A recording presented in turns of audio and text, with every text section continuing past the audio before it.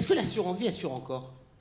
Je vous prends volontairement à rebrousse-poil par rapport à ce que vous venez de dire. On a un peu le sentiment qu'avant l'assurance vie, on avait le réflexe du fonds d'euros. On se disait, voilà, c'est un vrai truc, ça assure. Est-ce que c'est toujours le cas? Majoritairement, oui. L'assurance vie rassure. Pourquoi? Parce que les assurés les plus nombreux, ce sont, je dirais, ceux qui sont déjà rentrés dans une vie pas moins marqués par l'activité professionnelle et qui sont plus en période de retraite. Et eux, c'est-à-dire nous, par exemple moi, allez, je ne vous cache pas mon âge, madame, 73 ans, d'accord, je vois dans vos yeux que vous considérez que je ne les fais pas. C'est exact. Je ne les fais pas. Pour autant, je les ai. Eh bien, à 73 ans, avec le capital que j'ai pu accumuler, grâce à mon assureur, grâce à l'assureur Allianz et autres, eh bien, je suis rassuré par la présence d'un capital parfaitement disponible. Parce que j'ai exigé de mon assureur qu'il sacrifie peut-être la rentabilité à la sécurité. Et l'assureur, là, me rassure. Alors on peut nuancer les mots, assurer, rassurer. Moi, je préfère le mot rassurer. Tant que nos assureurs, et on est là pour les obliger, nous produisent des contrats en euros à capital garanti, ils nous rassurent. Ils rassurent qui? Ceux qui sont à la recherche de sécurité. Mais c'est vrai, et c'est là où c'est formidable, c'est que l'assureur est capable de faire évoluer son contrat tout au long de notre vie, et il y a un moment dans notre vie où on est capable de prendre des risques. On a 50 ans, on a 60 ans, on a, pour reprendre une expression, oh, toi qui as été mon élève à la faculté de sciences économiques, je t'ai parlé de théorie du cycle de Duesenberry, tu te rappelles probablement. Qu'est-ce que... Non, il ne se rappelle pas, mais ça n'a aucune importance. Je viens de lui le rappeler. Donc ça va, ça ne pose pas de problème. Duesenberry disait, dans la vie d'un homme, il y a des cycles successifs assez naturels. En matière patrimoniale, il y a d'abord la phase, je dirais, d'endettement. On n'a pas d'argent, on emprunte chez la banque et on se constitue un patrimoine, en général immobilier. Puis après, il y a une phase d'accumulation. L'enrichissement se fait par la prise de risque. J'ai 50 ans, j'ai 60 ans, j'ai 35 ans, peu importe. Et là, je dis à mon assureur, accompagne-moi dans la prise de risque. Propose-moi un contrat qui est en partie adossé à des unités de compte à risque. Et là, l'assureur est devenu une compétence absolue parce que, en même temps qu'il me propose des unités de compte à risque, il m'aide à les gérer. Donc, pendant toute cette période d'accumulation où je peux accepter le risque, l'assureur est à mes côtés. L'assureur me propose des unités de compte. Ces unités de compte, je les recherche, je les veux parce que je veux et j'accepte de prendre un risque qui va me permettre éventuellement un enrichissement plus grand. Sauf que, au terme d'une phase d'accumulation, on va rentrer dans une phase de consommation. Le capital accumulé, il est là pourquoi? Pour éventuellement être consommé si le besoin apparaît. Si vous avez accumulé sur votre contrat d'assurance vie, ce n'est pas pour contempler. On ne jouit pas par contemplation, encore que. Ça me fait penser à ma belle-mère qui jouissait beaucoup par la contemplation de son patrimoine. Elle me disait toujours, Jean, en aurais-je assez pour finir ma vie? Et je lui répondais, au vu des assurances que vous possédez, vous craignez rien, ma chère. Elle ne craignait rien d'ailleurs. Elle a fini sa vie en utilisant ses contrats d'assurance avec une certaine aisance et une réelle élégance. Mais nous, c'est pareil. Ce que l'on veut, c'est que lorsqu'on a 65 ans, 70 ans, c'est dire à mon assureur, allez, le temps du risque, c'est fini. Et je compte sur vous, pourquoi? Pour mettre ce capital, si j'en ai besoin, totalement à ma disposition. De la manière suivante, ce capital, il est disponible à tout moment. Et cette disponibilité est ce qui fait que l'assurance vie est un instrument de vie. Car si la vie a ses exigences en termes de dépenses, récurrentes ou exceptionnelles, eh bien vous allez pouvoir jouer sur quoi? Sur l'article L132, vous ne le retiendrez pas, mais je vous le dis quand même, ça fait savant, vous direz, tiens, qu'est-ce qu'il en sait le garçon? L'article L132-21 du Code des assurances, qui dit qu'à première demande de l'assuré, l'assureur est tenu d'honorer toute demande de rachat.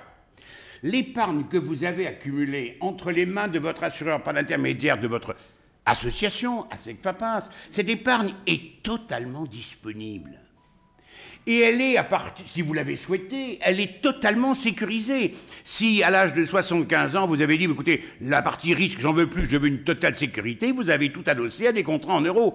Ce capital est totalement sécurisé. Il est totalement disponible et liquide. Il est totalement divisible. Vous avez besoin de 100 euros, vous tirez 100 euros sur votre contrat. En général, en 8 jours, 15 jours, le paiement est effectué. Aujourd'hui, nos assureurs sont habiles pour répondre avec efficacité aux demandes de l'assuré. Ça veut dire que ce capital qui a été constitué est en réponse vos exigences de vie, vous avez une dépense à faire, vous excédez le retrait, vous avez des dépenses régulières. Dépenses régulières, tu le sais mon cher, nous sommes tous confrontés à un problème majeur, c'est la diminution très forte des retraites.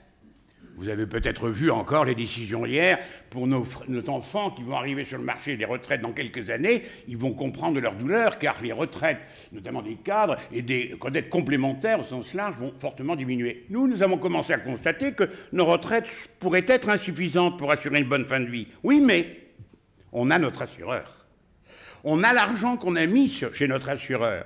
Et cet argent est disponible, est garanti. Et cette garantie, elle est d'ordre public. L'assureur ne peut pas, chers amis, unilatéralement décider de ne pas honorer toute demande de rachat, quelle qu'en soit l'importance. Si l'assureur rencontre des difficultés, ce qui est fort peu probable quand on voit la force et la puissance d'une compagnie qui adosse, qui accompagne votre association comme alliance, il n'y a pas beaucoup de risques que celle-ci rencontre quelques difficultés. Elle est remarquablement gérée. C'est un groupe d'assureurs extrêmement puissant, capable de satisfaire aux exigences que la loi lui impose. Ça veut dire que vous avez un besoin d'argent régulier ou exceptionnel, l'assureur est là pour y répondre. Votre argent est totalement disponible, vous tirez dessus. C'est un instrument de vie. En plus, cet instrument de vie, tu le sais, bénéficie d'un régime fiscal particulièrement favorable. Quand vous exercez un retrait, demandez à votre assureur de vous faire une simulation. On imagine, si vous voulez, madame, que vous avez, allez, 150 000 euros sur votre contrat et vous avez un besoin d'argent, vous avez ouvert ce contrat il y a, mettons, 5 ans ou 3 ans, 2 ans, peu importe. Et puis vous avez un besoin d'argent. Même si vous ne l'avez pas, demandez à qu'on simule les effets. Vous dites, voilà, je voudrais retirer 5 000 euros. Quel est le montant net que je recevrai après paiement d'un prélèvement fiscal?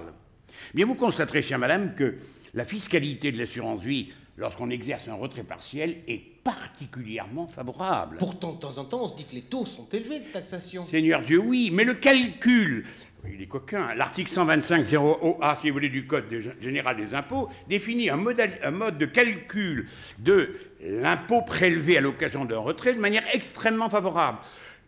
J'explique, mais je ne rentrerai pas dans les détails, ça serait un peu trop compliqué. Simplement, l'assureur détermine la part relative des intérêts capitalisés dans votre contrat, et cette part relative, il applique au montant du retrait. Et c'est cette part relative qui supporte l'impôt. Je calculais pour un exemple, pour quelqu'un qui avait 300 000 euros aujourd'hui. À la fin d'année, il a eu 3%, c'est ce que vous avez servi comme rendement, 3,02, c'est ça? Bravo, messieurs, bravo, messieurs, bravo, messieurs, vous êtes dans le haut du pavé. Certains diront, oh, que ça? Eh bien, vous avez tort de dire que ça. C'est extrêmement brillant d'être capable de vous servir 3% quand l'inflation est égale à 0. Moi, j'ai connu des temps que vous n'avez point connus. Encore que j'ai bien vu nous deux têtes qui ressemblent étrangement à la mienne quant à l'âge et la couleur des cheveux. Mais ce qui s'en rappelle, ce que je veux dire, c'est que j'ai connu une période où les taux d'intérêt étaient de 15%, mais l'inflation était de 17%. Moralité, vous perdiez 2% chaque année. Là, l'assureur vous enrichit chaque année de 2,5% net, après les prélèvements, peu importe. Si vous voulez, pourquoi? Parce que, je dirais, l'inflation est nulle. Cette garantie d'un rendement relativement, que vous trouvez peut-être relativement modeste, elle accompagne quoi? Une garantie du capital. Elle accompagne quoi? Une disponibilité, une liquidité permanente du capital.